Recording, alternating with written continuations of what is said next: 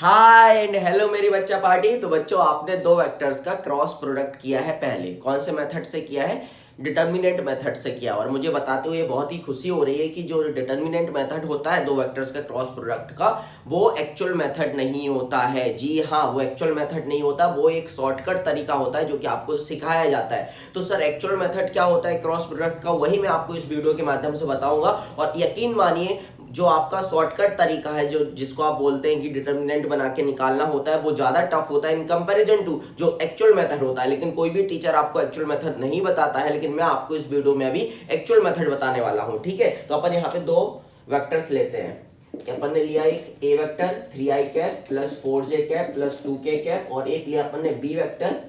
एक कौन से फॉर्म में लिखा हुआ है मैंने, उसके रेक्टेंगुलर कंपोनेंट फॉर्म में लिखा हुआ है या कार्टेशियन फॉर्म में लिखा हुआ है। एक दूसरा वेक्टर लिया मैंने 4i cap minus 2j cap plus 6k cap. अगर आपसे कोई पूछे कि भैया बताओ ए क्रॉस बी क्या होता है, तो आप कैसे निकालते हैं? आप डिटर्मिनेंट बनाते हैं, फिर i j k लिखते हैं। अभी तक आपको ऐसा ही सिखाया गया है। फिर आप क्या करते हैं, ए का जो i का कोफिशिएंट है वो i के नीचे लिखते हैं, j का कोफिशिएंट j के नीचे लिखते हैं, k का कोफिशिएंट k के नीचे लिखते हैं। उसी प्रकार से आप b का लिखते हैं, फिर आप क्या करते हैं i j k लिखते हैं, फिर क्रॉस मल्टीप्लाई करते हैं। आपको नहीं लगता कि वो बहुत ज्यादा टफ होता है? लोगों को लगता था कि वो शॉर्टकट मेथड, इसलिए वही आपको बताते हैं, लेकिन एक्चुअल मेथड वो नहीं है। एक्चुअल मेथड मैं आपको बता रहा हूँ यहाँ पे क्या है। तो बेटा आपको थोड़ा सा याद रखना पड़ेगा। आप पहले से जानते भी होंगे कि हमारे जो यूनिट वेक्टर्स होते हैं, बेस वेक्टर्स होते हैं, उनका क्रॉस प्रोडक्ट क्या होता है। तो आपको पता है आई क्रॉस जे क्या होता है, के होता है, और के क्रॉस आई क्या होता है, जे होता है। लेकिन अगर मैं जे क्रॉस आई कहूं तो वो माइनस के होगा, क्योंकि जब हम क्लॉकवाइज घूमते हैं तो वो पॉजिटिव होता है और एंटी क्लॉकवाइज घूमते हैं तो वो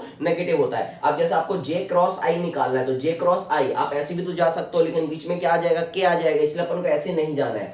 तो जे क्रॉस आई जो आएगा वो माइनस के आएगा। एक्चुअली में डायरेक्शन से आता है, लेकिन अभी आप ऐसे याद रख सकते हैं, ये भी एक शॉर्टकट तरीका होता है अगर मुझे यूनिट वेक्टर्स का क्रॉस प्रोडक्ट याद रखना है। तो अब समझो इसका एक्चुअल मेथड क्या होता है। तो बच्चों मुझे ये बताओ, जैसे आप 2 + 3 + 4 मल्टीप्लाइड करते थे 6 + 2 + 3 से, तो इसके दो तरीके हो सकते हैं कि पहले आप नंबर्स को ऐड कर ले फिर मल्टीप्लाई कर ले, या फिर एक तरीका ये हो सकता है कि 2 का मल्टीप्लाई तीनों नंबर से करें, फिर 3 का मल्टीप्लाई तीनों नंबर से करें, फिर 4 का मल्टीप्लाई तीनों नंबर से करें, फिर उनको जोड़ दें। यही होता है ना एक्चुअल मेथड।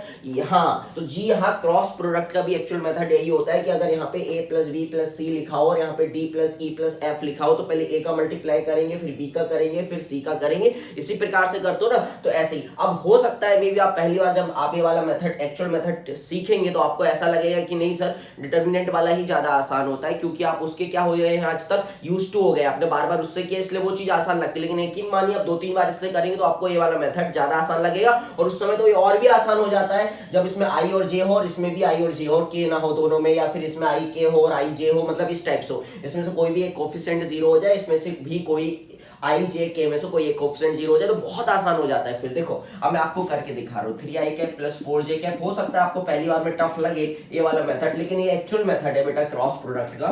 ठीक है, अब देखो यहाँ पे अब क्या करेंगे, पहले अपन इसका इस पूरे मल्टीप्लाई करेंगे। तो i क्रॉस i, देखो 3 × 4 करो तो वो तो 12 आएगा, लेकिन i क्रॉस i जब आप करोगे तो वो 0 आता है। i क्रॉस i 0 नहीं आता, 0 वेक्टर आता है जिसका मैग्नीट्यूड 0 होता है। ठीक है, तो ओवरऑल ये 0 हो जाएगा। अब हम 3 का इस -2 में मल्टीप्लाई करेंगे तो कितना आएगा, -6, और i क्रॉस j कितना आ जाएगा यहाँ से k। अब ये आपको टफ लग सकता है, लेकिन मैं आपको बता रहा हूँ 2-3 बार आप इसकी हैबिट डालेंगे तो ये ज्यादा आसान लगेगा। आपको पता है डिटर्मिनेंट मेथड में आपको बहुत ज्यादा टाइम भी लगता है, और साथ ही साथ उसमें कैलकुलेशन मिस्टेक होने के ज्यादा चांस रहते हैं, माइनस प्लस के मिस्टेक होने के ज्यादा चांस होते हैं। ठीक है, अब इसका इसमें मल्टीप्लाई कर दो 18। मुझे आपको समझाने इसलिए टाइम लग रहा है। i क्रॉस k माइनस जे, फिर इसका इसमें करेंगे तो कितना आ जाएगा बेटा 16, j क्रॉस i माइनस के, फिर इसका इसमें करेंगे तो 0 हो जाएगा, j क्रॉस j 0 वेक्टर होता है। फिर इसका इसमें करेंगे तो कितना हो जाएगा, 6 चौका 24 प्लस 24, और j क्रॉस k, तो j क्रॉस k i हो जाएगा बेटा। फिर इसका इसमें करेंगे तो कितना आ जाएगा, 2 4 8 हो जाएगा, और k क्रॉस i कितना हो जाएगा, k क्रॉस i हो जाएगा तुम्हारा j। ठीक है, फिर इसका आप इसमें करेंगे तो -4, और k क्रॉस j -i हो जाएगा, और फिर ये k का k में करोगे तो 0 हो जाएगा। लो ये हो गया। कहाँ टाइम लगा? डिटर्मिनेंट मेथड में तो कितना सारा टाइम लगेगा आपको, इसमें तो कोई टाइम ही नहीं लगा ना आपको, कितने आसानी से हो गया। और इसको चेक करने का भी मैं एक तरीका बताऊंगा। आपको पता है कि ए क्रॉस बी जो आता है वो ए के भी परपेंडिकुलर होता है और किसके परपेंडिकुलर होता है? बी के भी परपेंडिकुलर होता है। तो अगर आपको पता है दो वेक्टर्स जब परपेंडिकुलर होते हैं तो उनका डॉट प्रोडक्ट जीरो होता है। तो जो भी ए क्रॉस बी आएगा उसका अगर आप डॉट लेंगे ए के साथ तो वो जीरो आना चाहिए, बी के साथ डॉट लेंगे तो जीरो आना चाहिए। और डॉट लेना आपको आता है, डॉट से आसान तो कुछ हो ही नहीं सकता। आई का आई में मल्टीप्लाई करो, जे का जे में मल्टीप्लाई करो, के का के में मल्टीप्लाई करो, सबको जोड़ दो। अगर वो जीरो आ गया मतलब दो वेक्टर्स आपके परपेंडिकुलर। याद रखिए जब भी आपको दो वेक्टर्स के बीच में एंगल निकालना है तो आप डॉट प्रोडक्ट का ही यूज करेंगे। अब इसको अपन थोड़ा सा रीअरेंज कर लेते हैं। तो ये कितना हो जाएगा? प्लस और आई ए है तो मतलब ये हो जाएगा 28 आई कैप, ठीक है। उसका जे में क्या आ जाएगा? ये हो जाएगा तुम्हारा प्लस 10 जे कैप। अभी मैं चेक करके बताऊंगा कि मैंने जो किया है वो सही है कि नहीं है, ठीक है। और ये माइनस का और ये भी माइनस का तो जुड़ जाएंगे और माइनस आ जाएगा 22 के कैप। ये आ गया ए क्रॉस बी। कितने आसानी से हो गया ना, यहाँ पे आपको डिटरमिनेंट बनाना पड़ा, ना ही वो आई जे के माइनस प्लस क्रॉस मल्टीप्लाई करके माइनस करना पड़ा, कुछ भी करने की यहाँ जरूरत नहीं पड़ी। अब मैंने सही किया है कि नहीं किया है, तो मैंने जैसा कि बताया कि इसका अगर हम इसके साथ डॉट प्रोडक्ट लेंगे तो जीरो आएगा, क्योंकि ए क्रॉस बी ए के भी परपेंडिकुलर होता है और ए क्रॉस बी बी के भी परपेंडिकुलर होता है। तो 28 तिया कितना हो जाएगा बेटा? 28 तिया हो जाएगा 84, आई का आई में मल्टीप्लाई कर रहा हूं, और ये हो जाएगा प्लस 40 और ये हो जाएगा तुम्हारा, ये हो जाएगा माइनस 44। बेटा यहाँ पे जे का कोफिशिएंट मैंने गलत लिख दिया है, क्योंकि देखो ये माइनस है और ये तुम्हारा प्लस है। प्लस ये हाँ मतलब यहाँ पे आप ये समझिए, ये प्लस में था ये माइनस में था तो माइनस आएगा, मैंने गलत लिख दिया था, ठीक है आप समझ गए होंगे। तो यहाँ पे ये माइनस में आएगा। तो देखो ये आ रहा है जीरो की नहीं आ रहा है? बिल्कुल आ रहा है। अब इसका इसके साथ लेके देख लो डॉट प्रोडक्ट, तो 28 चौका कितना हो जाएगा बेटा? 112 हो जाएगा बेटा।